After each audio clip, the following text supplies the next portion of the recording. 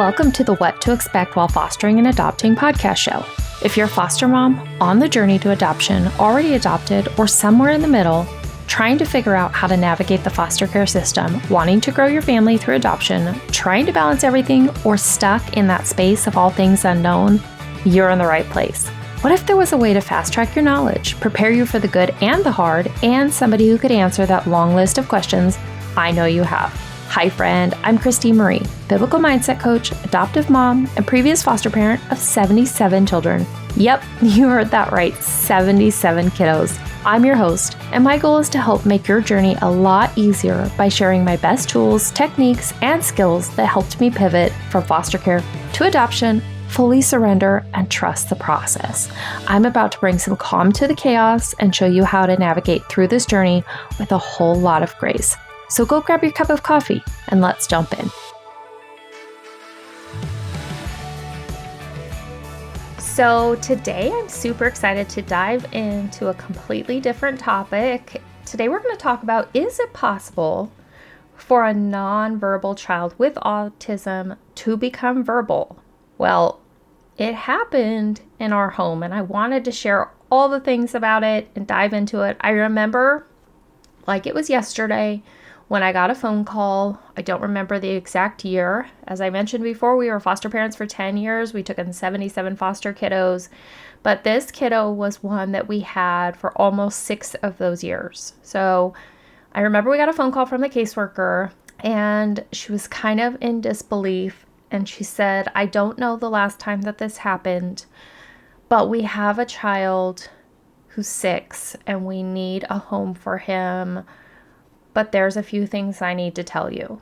Now, us taking kiddos with autism was not a new thing for us. We had already had a placement currently in our home of a kiddo with severe autism.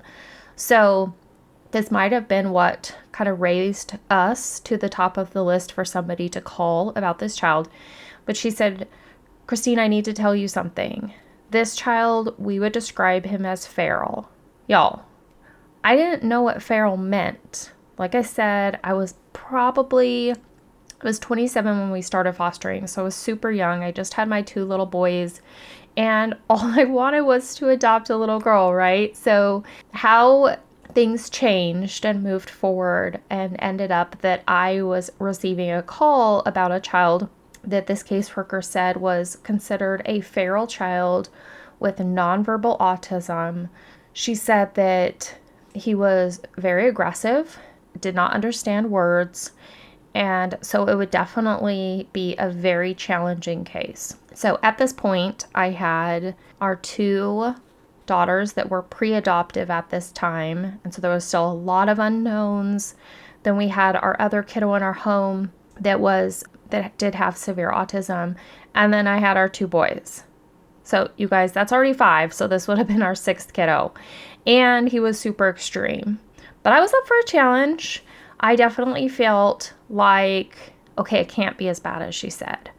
But she said, I need you to meet his relative who was bringing him in at a McDonald's parking lot because she was going to get him something to eat at McDonald's. And then that would help make the transition from her to me a little bit easier. So he looked really scared and tiny for a 6-year-old when we picked him up. And I just went by myself. I buckled him in the back of the seat. He was pretty timid. As soon as I got in the car, I thought, I got this. Like, this is not that complicated. And then if you've ever heard a child maybe slam their hand in a door or in a car, you know that high-pitched scream, like that high-pitched scream that makes every single thing in your body tense up, freeze, and panic all at the same time. He let out one of those screams, and it went for about 20 seconds. It scared me, completely caught me off guard, and I thought, oh my goodness, okay, he's got to get it out, and that's okay. So I left to start coming home, and you guys, he did it again. Literally every 20 minutes, like clockwork, he let out one of these screams. It was panicking to my body. It was loud. I didn't know why he was screaming, but I did know he was nonverbal, that led from that moment, from him being with us for another 6 years. And I want you to imagine this child in your mind. He's 6 years old. He's wearing diapers. We went through a lot of bowel things. And if you have a kiddo who has trauma, let me just say this. It's not uncommon for a child in foster care who's been through a traumatic situation to have bowel issues or to struggle with bowels. And the reason for this is, what are the two things that children can control? One of them happens to be their bathroom, using the bathroom, whether they are doing that on themselves or in a diaper or on the toilet. That is something that they are in control of. And so I would lovingly tell people that I became a poop expert. And that is because I had to learn so much because of this child about digestion, food, what comes in, what processes, what doesn't. I became what I would say an expert in this area. And I know it's kind of diving into a deep topic really quick, but this is the thing. When you're a foster parent, you find out a lot about topics you didn't know that you would become an expert in. And this was one of them. He had his own room in our house. And I remember he had a twin bed, and we didn't have a headboard on it or anything. It was just like, imagine like the box spring, a mattress, and then the blankets, because we didn't know if he would hit his head, if he would, get hurt on it. We really just didn't know. So we kind of planned for the most basic at first. There were so many different things that we had to learn about. So every person has basic human needs. They are food, clothing, shelter, sleep, air, water, and safety. So most of these he was not exposed to in his life. In fact, his safety was very threatened at most times in his life. He did have air, but something you don't think about with air is that when you're around drugs or cigarettes or in unclean environments, the very air that you breathe is not clean. So therefore, on a subconscious level, it impacts your growth or your development, even on a cellular level. Food was not something that he was used to having provided for him. Clothing, again, another thing. Shelter was never something that was a given for him. And sleep. A lot of kiddos on the spectrum really struggle with sleep. So the first thing is that we made modifications for were his food. We went to feeding him every hour for a while. It doesn't mean like a big meal, right? But offering him a snack, offering him water, offering him juice. Over time, we would give him options. Do you want water? Do you want apple juice? And we would show him both. Even with a child who is nonverbal, there are ways to give them choice and help them to take back their control. Allowing him this over time allowed him to trust us and open up more, and began this metamorphosis of him being able to use some words, and I'll get into that a little bit later. But we offered him food for the first few weeks, few months, very regularly. And when he came into our house, I remember he went to the table and he didn't sit down in a chair. And when she said feral, he just was not socialized with other people, kids, very regularly, nor in an environment that I think he knew to sit down in a chair to eat. I put his food on a plate in front of him, and I gave him a fork, and he used his hands to eat, and then he threw his plate when he was done. It was completely alarming. Nothing that I was prepared for. And when she said, Christine, when she called me and said, this is probably going to be a challenge, I had no idea what I was in for. Truly, no idea. But you guys, I am what I would consider somebody who's up for a challenge. I was wanting to always learn more. Like dig into what has he been through, what are maybe some drugs that he was exposed to, or maybe what was his life like before, so that I could break it down. That has transpired now that we are no longer fostering, to I love brain science. I love figuring out how things work. So that's exactly what I did then, even though I didn't have a full understanding of what that meant that I was doing. But he threw his plate for a long time. So what we ended up doing is sitting next to him and holding his plate down and helping him eat, literally like a 1-year-old or 9-month-old when you first give them a spoon and you begin to show them how to use it to eat. We started back then. We had to go back to the age developmentally that he was. Now, were there some other ways that he was older? Well, yes, physically he was definitely not a 6 to 9 month old. He didn't know how to play. He didn't know what to do with little cars. He didn't know how to color. There was nothing that he knew how to do other than assess his environment that was going on around him and scream that high-pitched scream every 20 minutes. So we were able to see on the first night when he went to bed, he slept about 2 hours. And then what he would do is rock. He would sit in like a sitting position on his bed or on the floor, and he would go back and forth.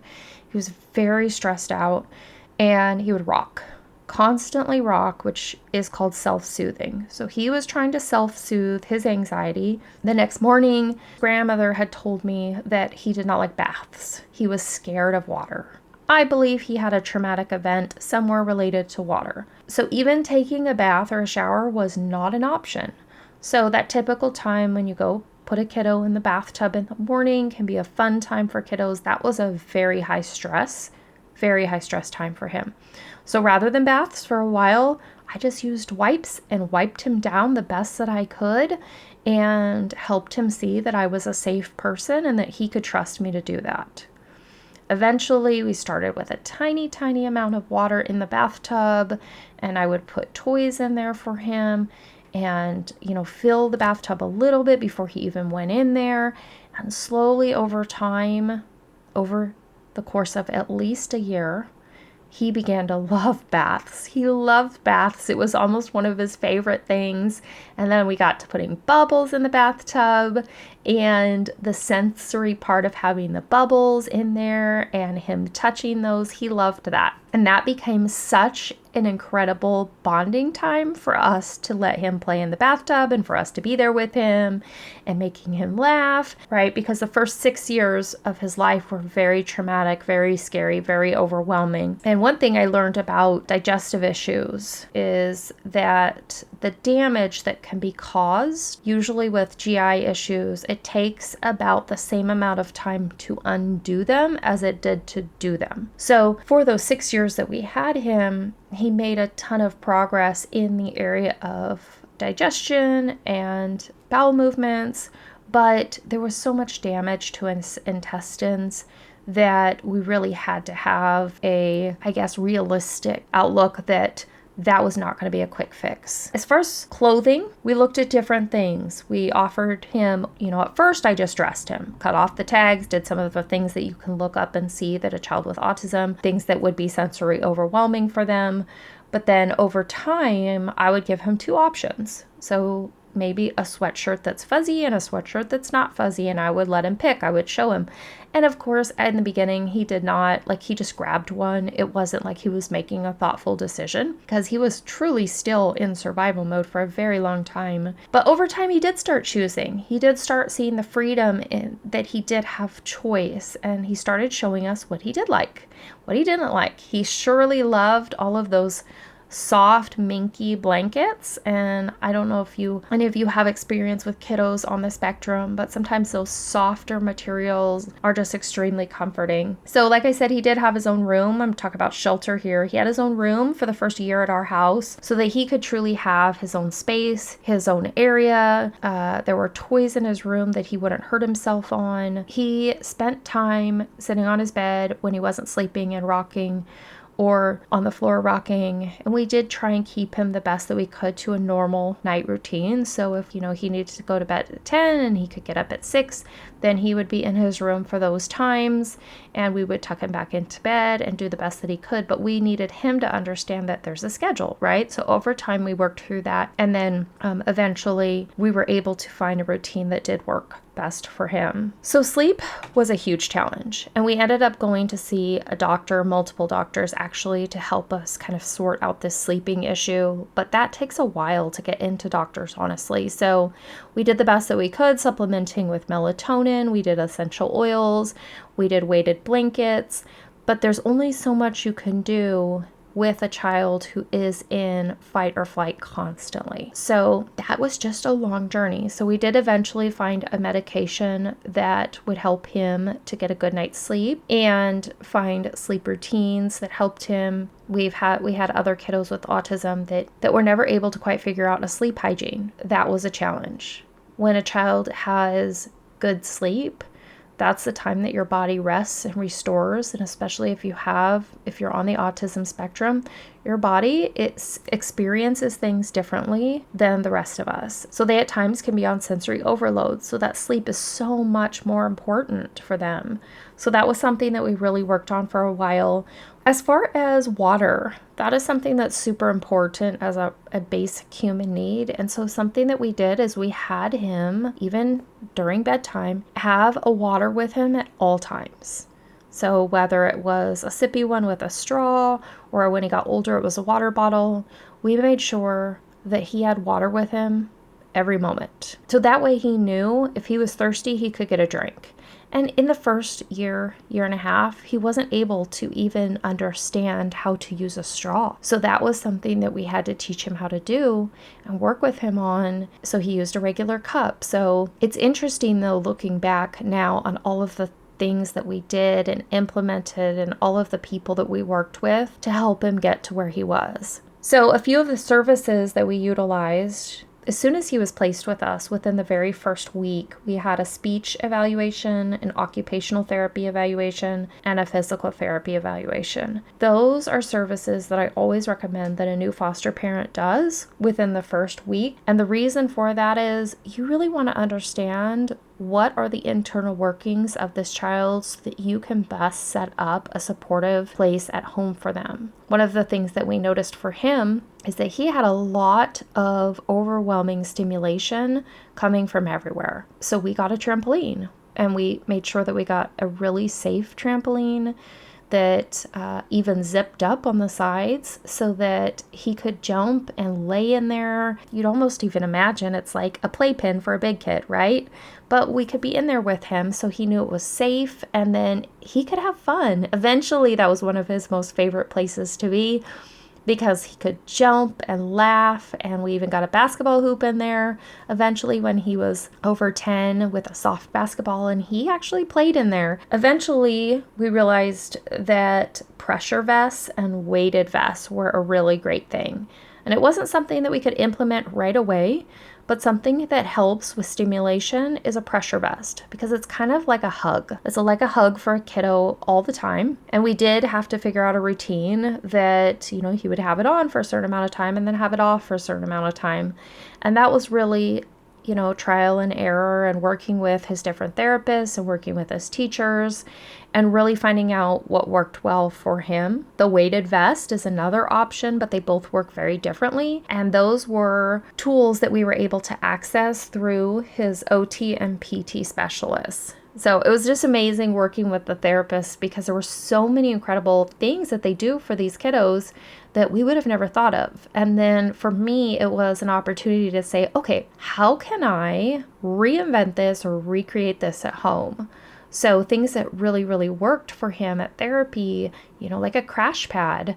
I had never even heard of a crash pad, but he loved it because he could get that sensory feedback on it, and he really loved that. So that's another thing you can take a look at. When we first got him, he was placed with us as a regular foster care placement. So there were no additional services he got. There was no additional payment that he got. There was no additional level of care. And so that was literally working from the very beginning process. So within a few months, we were able to get him evaluated for developmental disabilities. And that was the first time that we had brought in another kiddo and went through the whole DD. It's called DD process. And they have a developmental disabilities worker that comes out and they assess your kiddo, and then they send you to all kinds of testing even though he was very easily identifiable that he had autism, they need to, for documentation, prove that per se. So he was sent to all different doctors,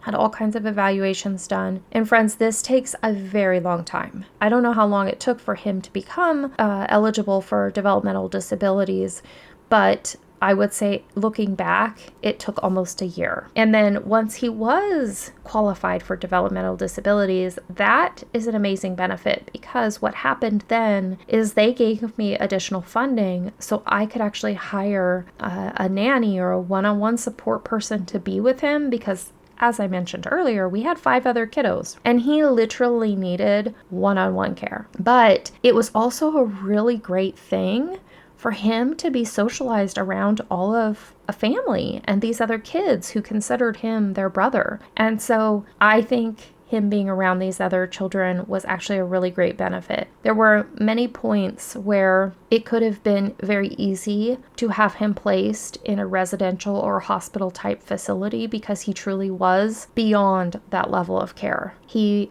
had a very high safety risk because of that natural fight or flight that was really ingrained into him. He was a runner. So anytime there was an open door and any opportunity, he would bolt. And I can't tell you how many times we had to call the police because we couldn't find him. And you guys, that was one of the most terrifying situations, to have him run. And praise Jesus, every time he was found. And then we put other systems into place with DHS or child welfare in order to provide an additional level of safety for a child. So for instance, like alarms on a door or a lock on your front door of your house, right?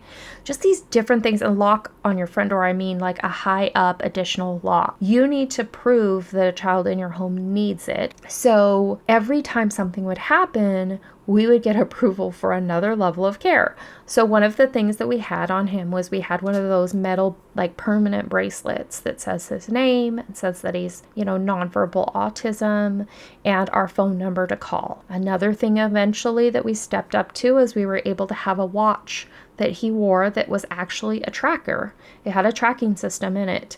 So when he would run, if it was even more than 3 seconds, I knew exactly where he was. And of course, that was the last line of defense, but he ran a lot of times at school as well. And so it was just a very big safety concern, especially sometimes when he would get off the bus, he would bolt. Then eventually they began putting him in a seatbelt on the bus. And then he had a vest that actually harnessed him to the seat. So there were a lot of steps that were taken just to keep him safe. And like I said, he was a runner. So a few things that we eventually put into place were we had alarms on every single window in our home. Every window in our home had an alarm. So if it was opened up, the alarm would sound off. Now, of course, our other kiddos knew that, and so there were ways to turn them off. But I would say developmentally, he was probably maybe less than 3 years old by the time that he left our home. So his ability to understand how to do those things, if we didn't show him, were not great. That was a good thing in as far as keeping him safe and not understanding how to turn off the alarms on those. We also had an alarm on the front door that just sounded when it was opened. We had cameras all over the exterior of our home so that if he did run, we were able to see which direction very quickly that he ran. And then we had a fence around our backyard. We had so many safety measures in place that to the outsider, you would have never noticed. You would have never seen that there were alarms on the windows. You wouldn't have noticed. But all the caseworkers that came in and out of our house, his attorneys, they all knew. And it was truly just to keep him safe. Another fun thing that I did is I always wanted my house to look really nice. I wanted my house to look and feel like a normal home and be a place that our kiddos would be proud to live. And so I always loved decorating. It's one of my favorite things to do. And what you couldn't see is that we had a lot of pictures up, and none of it was super expensive. I would buy a lot of stuff at the secondhand store so that if it did get ruined, it was not a big deal. It would not break my heart. But they were all screwed with a screw into the wall. So And then sometimes I would paint over the screws so you couldn't even tell.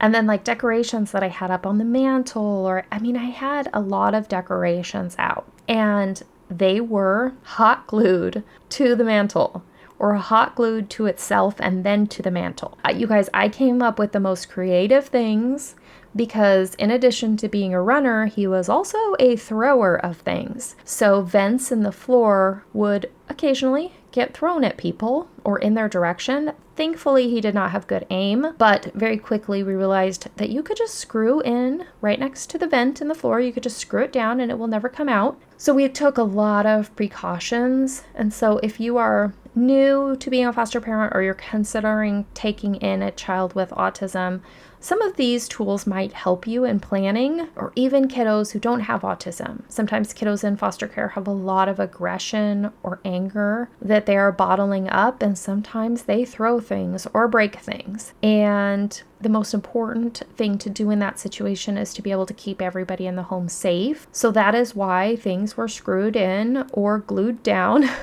And people always wondered, how does nothing get broken? And it was because I was trying to think a few steps ahead of how can I make this look beautiful that nobody will notice, but it will keep everybody in the home safe. So a few other things that we did is we had a sign language specialist come over to our home. We worked with a sign language tutor for years, actually, to help our children, our other foster children, and him learn some basic sign language so that we could communicate with him. And then we also had a system that we used called PECS, which is PECS, and they're little pictures. You can use it as a schedule. You can also have little strips of it. You could have books with them in there. We were able to make sure that he was using the same system at school as he was at home. And pretty soon he was able to understand that his schedule for the day, again, planning, knowing what's coming up, is all another sense of control for him so that he could feel more comfortable. And so we would have a display board in our dining room, which was on our main floor, that had all of his schedule in it. It had pictures of different food options. And so sometimes he would run to the board and grab me a little picture of a glass of milk or a plate of grapes, and he would bring it over to me and show me, and I'd say, oh, okay, are you thirsty? He was asking me for food, but he didn't know how to say it. We had a lot of different food options on that board, and that was such a piece for him. He was able to communicate. We had this other little thing as like a button, and when he touched it, it said more, and when we were teaching him how to eat, we had him use that button. And so when he was ready for another bite, he would hit the button and it would say more. You guys, that was really helpful, but probably one of the most annoying things I've ever bought for somebody, but it did really help him. So there's a lot of tools out there. And if you have more questions, I'm happy to help you find resources that might help you with your kiddo. By the time he left our home, he was able to say a few words. He could sign multiple words. He could take you where he wanted you to go. He could show you what he wanted. He could put his shoes on. You guys, I never imagined that day when I picked him up from that McDonald's parking lot, that he would grow to be the child that he was in just those short 6 years. It was absolutely incredible what a child can do that, for all intensive purposes, could have and should have been institutionalized. Most kiddos with his extreme behaviors and disability could easily be without a placement, but with the right, loving, nurturing home and somebody who is really wanting to find resources, you can help transform a kiddo into a completely different child. Hey friend, I hope that you loved today's episode. I pray it blessed you and helped you see that you have a friend in your corner who truly understands what you're walking through. If so, would you share this episode with someone who's been praying for a breakthrough in their own journey? It would also bless me big time and help others to find this podcast if you would leave a review on Apple Podcasts. You can also submit your questions, topics that you would like covered, and find a community of like-minded mamas in my private Facebook group by searching What to Expect While Fostering and Adopting on Facebook. See you next time.